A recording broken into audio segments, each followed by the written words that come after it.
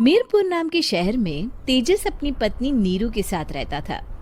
पति पत्नी दोनों ही नौकरी करते थे। एक दिन तेजस गांव अपनी माँ के पास फोन करता है। हेलो, प्रणाम माँ। जीते रहो माँ, तुम दादी बनने वाली हो।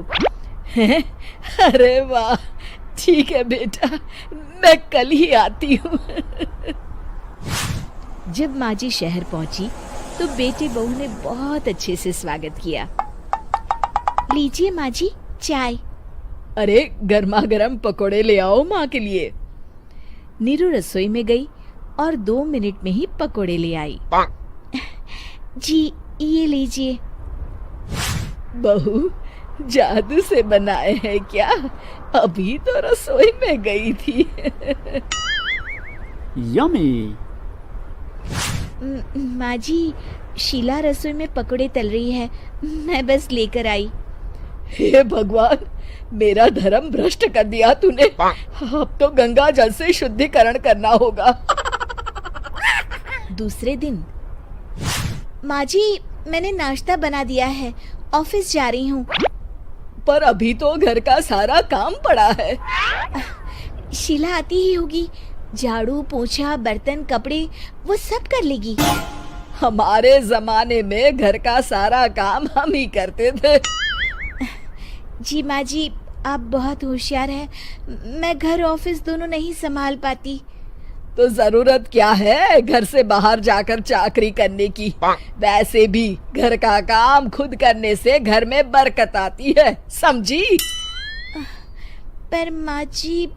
पर वर कुछ नहीं, इस महीने की पगार मिले फिर ऑफिस बंद है। हाँ। रात को नीरू तेजस से कहती है, सुनिए जी, माँ जी बोल रही थी कि मैं नौकरी छोड़ दूं।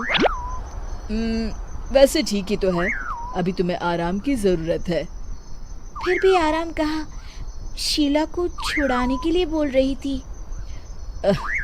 तो अब 24 घंटे में इतना काम तो कर ही सकती हो। पर जॉब पसंद है मुझे, घर पर मन नहीं लगेगा। अगले दिन जब दोनों ऑफिस के लिए निकल रहे थे, मेरी तो कोई कीमत ही नहीं है इस घर में।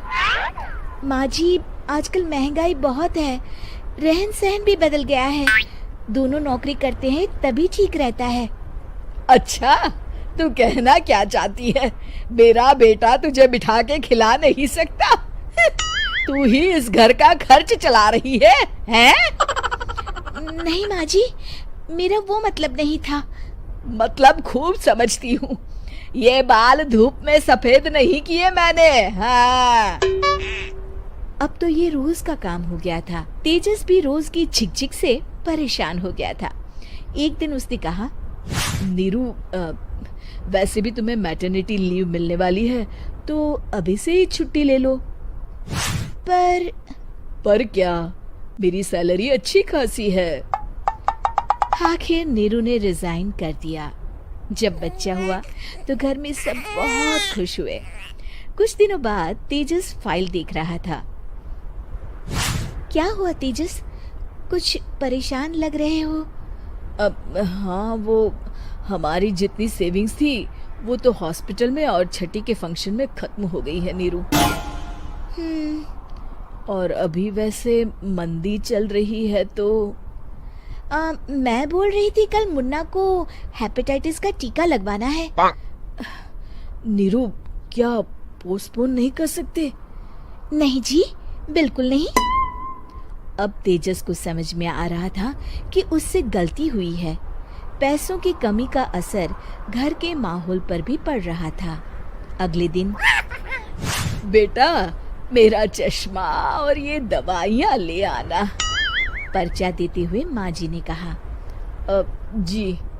तेजस, मुन्ना के लिए दूध का डिब्बा और डायपर भी ले आना, और ये किराने के सामान की लिस्ट है, इसे भी लाना है।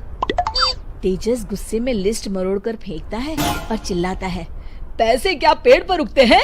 ये ले आना, वो ले आना। अरे पर ये जरूरत का सामान ही है।